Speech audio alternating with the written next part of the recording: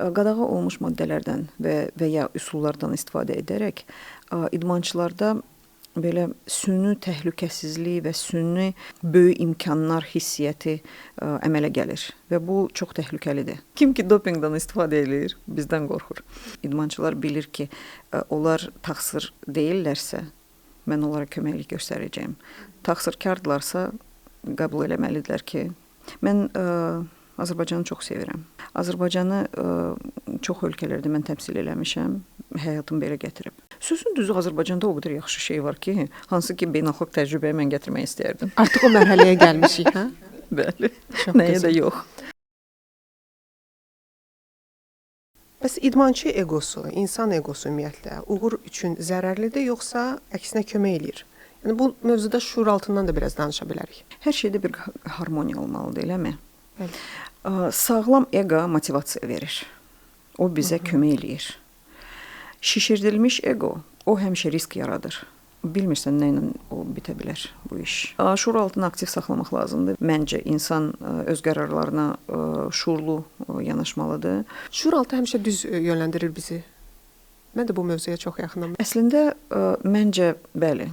Şuur altı həmin momentdə ən düzgün qərarı bizə necəsə bildirir. İşarə verir, amma biz bəzən o işarələri görmürük. İnsanlar özlərinə daha qulaq asmırlar. Həyat da dəyişib, çox intensiv olub. O qədər informasiya var indi. Onu dərk eləmək mümkün deyil. Bəli. Çox informasiya var. İnformasiya hücum edir insanlara sanki. Hücum edir. Professional informasiya da. Bilirsiniz, məsəl üçün mənim günüm nədən başlayır? Mən aktiv cərrahiyyədən çoxdan çıxmışam, ancaq mənim günüm nədən başlayır? Mən elmi jurnallara baxıram səhər-səhər. Günüm ondan başlayır. Ki bilim ki hansı tendensiyalar var və s. və s. İl ərzində 2 milyona yaxın məqalə çap olunur təbabətdə. Onu mümkün deyil dərk etmək hamısını. Əlbəttə. Eləmi? Bu hələ professional cəhətdən.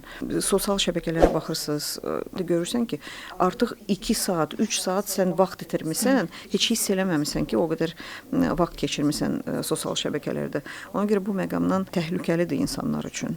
Zaman, informasiya axını çox böyükdür. Onun qarşısına çıxmaq çox çətindir. Ona görə burada kontrol lazımdır. Burada da kontrol, bəli. Burada kontrol lazımdır. Ümumiyyətlə çempionun şuuraltısı necə işləyir? Bunu heç müşahidə eləmisiniz? İndiyənə kimi mənim üçün bu sirdir. Çox maraqlı bir mövzudur. Mən çalışıram belə insanlarla çox ünsiyyətdə olum, bacardığım qədər. Və siz çempionlarla idmançılarla, yəni demək olar ki, elit idmançılarla biz 8 il mən çalışmışam İdman Akademiyasında. İndi isə başqa baxımdan mən o qədər də yaxın onlarla ünsiyyətdə ola bilmərəm, maraqlarının toqquşmasıdır. Amma ünsiyyətdə olanda mən həmişə onların intervyularına baxıram. Mənə çox maraqlıdır ki, bunlar necə fikirləşirlər? Bu insan necə çempionluğa gəlib? Təxmininiz nədir? Sizcə şuuraltı necə işləyir? Əvvəla bilmirəm necə işləyir, doğrudan da bilmirəm. Amma mən bilirəm ki, yüksək nailiyyətləri əldə edən insan, idmançı olsun ya başqa bir peşəkar olsun, o ən birinci yerdə çox böyük bir disiplinaya meyilli insan olur. Özünü bilirsiniz, hər şey vaxt baxımından, time management baxımından çox belə bir möhkəm insanlardır. Onlar bilirlər ki, hansı informasiya həcmindən başlayaraq və fiziki məsəl üçün məşqlərə kimi onlar vaxtlarını elə bölürlər ki, Nizam-intizamı sevirlər. Nizam-intizamı onların içindən gəlir. Məndən soruşanda ki, siz cərrah ola-ola idmançılarla necə ünsiyyətdə olursunuz? Mən dedim ki, mənə çox xoşdur. Ona görə ki, cərrahiyyə ilə deməli idman arasında böyük bir oxşarlıq var. Məsəl üçün, cərrah əməliyyat otağına gələndə heç kim ondan soruşmur, sən necə hiss eləyirsən özünü? Yatmısan, yatmamısan? Sənin ailənin, məsəl üçün, hansı problemləri var? Hansı problemləri var? Hamı sağlamdır evdə. Cərrahdan tələb olunur ki, əməliyyat otağına girəndə sən, pasiyentin bütün ümidləri sənədir. Sən özünü toparlayıb göstərməlisən ki, Bu insan bu öz ayağına çıxmalıdır, getməli deyilmi? Xəstəxanadan. İdmançı da həmçin. İdmançı məsəl üçün güləşçi, boksçu, judoçu yarışa çıxanda ondan heç kim soruşmur ki, sən vəziyyətin necədir ümumiyyətlə? Bəlkə gecəni yatmamısan, bəlkə sən çəki salmısan, sən heyin yoxdur yarışa çıxmağa. Hamı ondan nəticə gözləyir və bu böyük bir məsuliyyətdir. Bütün ölkə gözləyir ki, sən orada çıxıb Azərbaycanın bayrağını ucaltmalısan. Medal gətirməlisən. Medal gətirməlisən və s. O baxımdan mən çox yaxşı başa düşürəm idmançıları. Bir həkim kimi sizdən, həm də özüm üçün də soruşuram. Çox narahat insanam mən. Hər şeydən narahat olan insanam. Narahatlıqla necə mübarizə aparmaq olar? Narahat qalmaq, narahatlıq əvvəl-axırı təşvişə gətirir. Təşviş də heç bir pozitiv bir şey deyil. Təşviş çox olanda, dərin olanda o imkan vermir ki, biz düzgün qərar verək, düzgün seçim edək və s. da. Ona görə onun qabağını almaq lazımdır.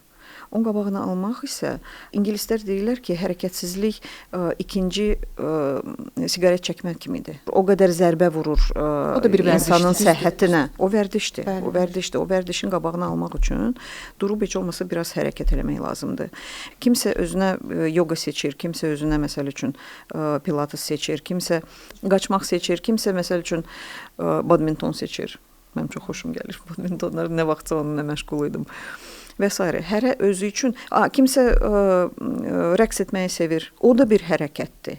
Evdə qadınlar məsəl üçün deyirlər ki, mən evin içində o qədər hərəkət, o hərəkət deyil. O hərəkət deyil. O məcburiyyətdir. Şuurlu hərəkət olmalı. Məsəl üçün rəqs şuurlu hərəkətdir. Məcburiyyətdən yaranan yox, hə. İdman şuurlu hərəkətdir. Bulvarda yürüyüş şuurlu hərəkətdir. Velosiped sürmək şuurlu hərəkətdir. Siz şuurlu hərəkət eləməsəz velosipeddə, yıxılacaqsınız velosipeddən, eləmi? O şuurludur. Hərəkət eləyəndə, fiziki hərəkət eləyəndə sən o fiziki hərəkətdə konsentrasiya olunursan. Başqa bir fikirdə deyirsən.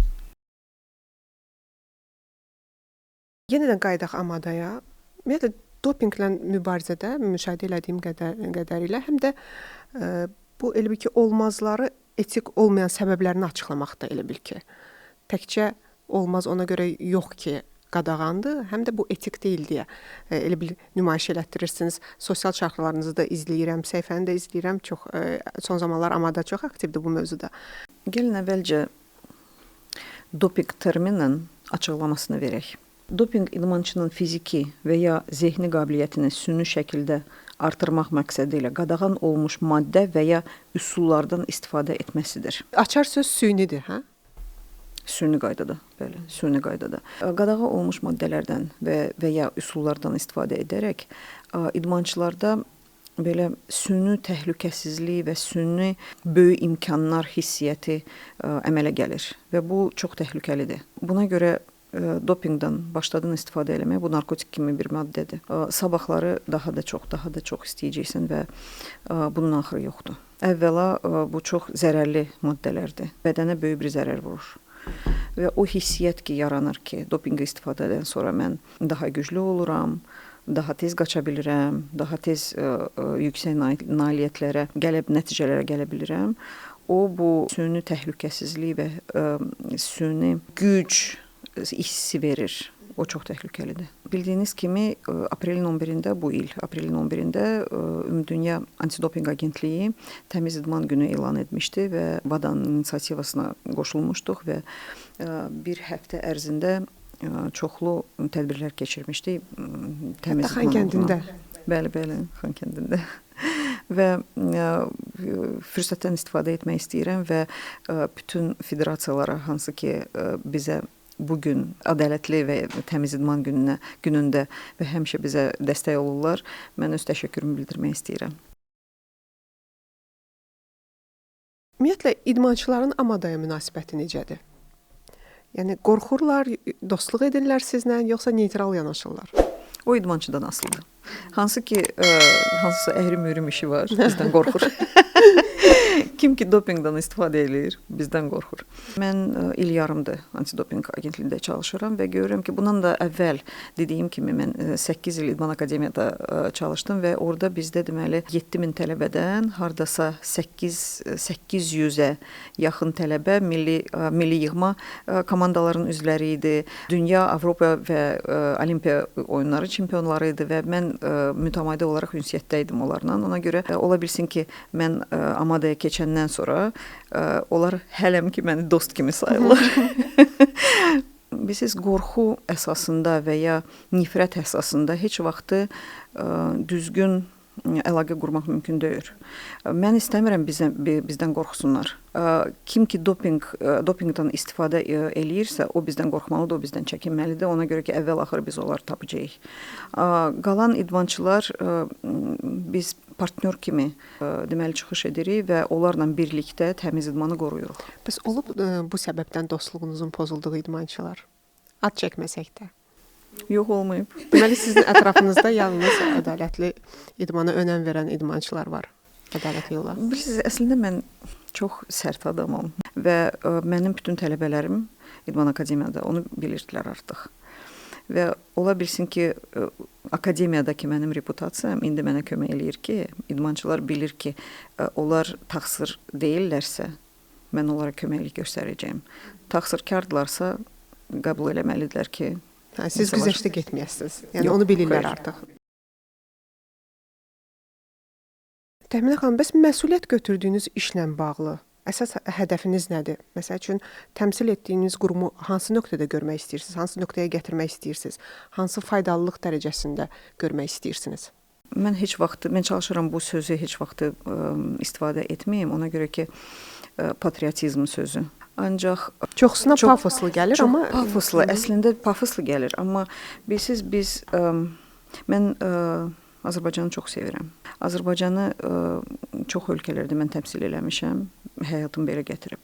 İndiki zamanda cənab prezident ölkəmizi elə yüksək səviyyəyə gətirib beynəlxalq arenada. Biz ona uyğun olmalıyıq və bunun üçün bizim böyük bir imkanlarımız var. Cəmaatımız doğrudan da çox istedadlıdır, çox bacarıqlıdır, biliklidir və biz bu müsbət cəhətləri həmişə ön plana çıxartmalıyıq. Bu sözümün çərçivəsində mən istəyərdim ki, məsəl üçün Amada tək regional səviyyədə yox, dünya səviyyəsində, dünyada Milli Antidoping Agentliyi arasında ən mühüm bir rol oynasın və yüksək bir yer tutsun. Ola bilsin ki, hər şey yaxşı olsa, gələn il deməli Amadanın dəstəyi ilə Azərbaycanda Ümumdünya Antidoping Agentliyinin ən mühüm tədbiri Azərbaycanda keçiriləcək. İnşallah. Biz onu gözləyirik. Dediniz ki, həyatım belə gətirib ki, mən Azərbaycanı xarici ölkələrdə təmsil etmişəm və yadıma düşdü sizlə bağlı informasiya alarkən 2004-də siz Azərbaycanda deyil, ümumiyyətlə beynəlxalq bir təşkilatda çalışmısınız. O tarixlərdən biraz və tsunami hadisəsi səbəb olub. O tsunami sizi haralar apardı? Əslində mənim atam da xaricdə işləmişdi və birinci xarici ölkə hara ki mən uşaq olaraq getmişəm, Əfqanistan idi. Orada deməli Kabul Politexnik İnstitutunda mənim atam kafedra müdürü idi və illər boyu çalışmışdı orada, tələbələrlə işləmişdi və s. Ancaq professional baxımdan 2004-cü ildə dekabrın 26-sında Asiyada böyük bir tsunami baş verdi və böyük itkinlərlə deməli nəticələndi və 2005-ci ildə həkim kimi beynəlxalq tibbi korpusu International Medical Corps tərkibində tibbi direktor kimi mən o ölkəyə, İndoneziyaya getdim və orada 2 ilə yaxın çalışdım tsunamidən sonra. Deməli, Afrikada çalışdım, başqa bir ölkələrdə də, bir neçə ölkələrdə mən çalışmışam. Qərbdə yaşamaq nədir, mən onu yaxşı bilirəm. Nədir bu arada? Rusların bir sözü var, большой вид на расстоянии. Hərdən sən ölkədən çıxmalısan ki, ölkənin və öz həyatının dəyərini bilmək üçün. Siz daha çox sevməyə başladınız Azərbaycanı orada olandan sonra? Bəli. Bilirsiniz, o nələrə şahid olursunuz? Təyyarə Bakı limanında enəndə trapdan çıxırsan, Bakının havasını udanda deyirsən ki, şükür Allaha, yaxşı ki qayıtdım, yaxşı ki Yəni bu evdəyəm. psixoloji məqamdır, yoxsa orada məhdudiyyətlərlə əlaqədardır, yoxsa mentalitetlə əlaqədardır? O yerə bağlılıq, öz ölkənə bağlılıqla. Torpaq çəkir adamı. Torpaq çəkir, qan çəkir adamı. İnsan sevən insanlarıq əslində. Çadda mən məsəl üçün işləyəndə müharibə zamanı idi və orada Çad və Sudan arası müharibə, Çadın içərisində də müharibə, vətəndaş müharibəsi var idi o zamanı və müharibədə mən görmüşdüm ki, insan insana qarşı nə qədər qəddar ola bilər. Müharibə çox ağır bir prosesdir. Posttravmatik stres xəstəliyi ilə əlaqədar flashback deyilir də.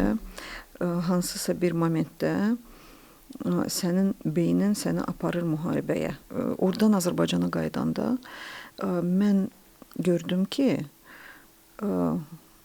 ola bilsin ki, cəmaət çətinliyə düşməyəndə yaxşı həyatı düzgün qiymətləndirə bilmir və naşükür olur. Bir də xaricdə gördüyünüz təcrübələrdən nələri Azərbaycana tətbiq etmək istəyərdiniz öz sahənizdə? Və yaxud sahənizlə əlaqəli olmaya da bilər. Sözün düzü Azərbaycanda o qədər yaxşı şey var ki, hansı ki beynəlxalq təcrübəyə mən gətirmək istəyərdim. Artıq o mərhələyə gəlmişik, hə? Bəli. Çox Nəyə gözəl. də yox. Nəyə də yox. Bilirsiniz, məsəl üçün WADA-da beynəlxalq Ümumdünya Antidopinq Agentliyində belə bir best practices var, adlandıran bir hesabat var. Orada Azərbaycan bir neçə yerdə artıq adı çəkilib. Məsələn, harda? Deməli, təhsillə bağlıdır və hüquqla bağlıdır. Best practices kimi Azərbaycan orada deməli qeyd olunub. Və Şəxsən siz özünüz nəyi xaricə yaxşı belə sualı tərsindən verim. Bizdə nəyi xaricə tətbiq edərdiniz? İşə yanaşmanı. Bəlkə ona görə mən yeganə Azərbaycanlı kimi beynəlxalq tibb korpusunda işləyəndə xaricdə məni o qədər işçi kimi qiymətləndirdilər. Onlar bilirdilər ki, mən hansısa işi başlayıb axıra kimi çatdırmalıyam. Mən baxmıram ki, 5-ci gündür. Onlar məsəl üçün Avropada 5-ci gün, 3-dən sonra siz ofisdə heç kimi tapmayacaqsınız. Yoxdur, onlarda vərdişdir artıq. İşim bitdi, mən kompüteri örtürəm, çıxıram, gedirəm. Bizdə isə işə yanaşma, bilmirəm nə qədər düzgündür. Ola bilsin ki, o work-life balance var, bəlkə o qədər biz ona baxmırıq. Biz fədakarıq və çalışırıq ki, belə ürəklə yanaşırıq işə. Keçən il Fransada keçirilən Olimpiya oyunlarında bu transgender şübhəsi yaradan idmançılarla yadda qalan məqamlar oldu. Necə düşünürsünüz? Bu həqiqət olsaydı, bilmədik həqiqət idi yoxsa yox. Həqiqət olsaydı əgər, nə qədər ədalətli oyun hesab eləmək olardı bunu? Sizin sualınızda artıq cavab var. Bu həqiqət olsaydı, o heç ədalətli prinsiplara uyğun deyildi. Zamanı elə zamanədir ki, transparent olmasaq, prosedurları düzgün qurmasaq, biz heç vaxt ədalətə gəlib çata bilməyəcəyik. Ona görə prosedurları qurmaq, düzgün qurmaq və onlara sonra riayət etməklə, transparent olmaqla məncə biz o yüksək səviyyəyə gəlib çatacağıq. Nənəmin bir sözü var idi. Yalanın 40 günü var. Nə vaxtsa bütün o yalanlar açıqlanacaq. Bəli, səbirli olaq, çünki son zamanlar görürük, xüsusilə son illər, 10 il qabaqki bütün, 5 il qabaqki bütün məqamlar dosiyələr formasında, sənədlər formasında açıqlığa çıxır. Hamı üçün də əl çatandır. Bəli, 30 il bundan qabaq Azərbaycan nələr çəkirdi? İndi başqa ölkələrdə indi başlayırlar doğrudan da qavramağa ki, biz uzun və dəhşətli bir yol keçmişik. Bu mövzu ilə yekunlaşdıraq elə. Çox gözəl yerdə. Təşəkkür edirəm. Mən çox şad oldum ki, siz məni sizi tanımağa çox şad idim. Burada. Çox şadam ki, mənim izləyicilərim də, bizim izləyicilərimiz də sizi tanıdı.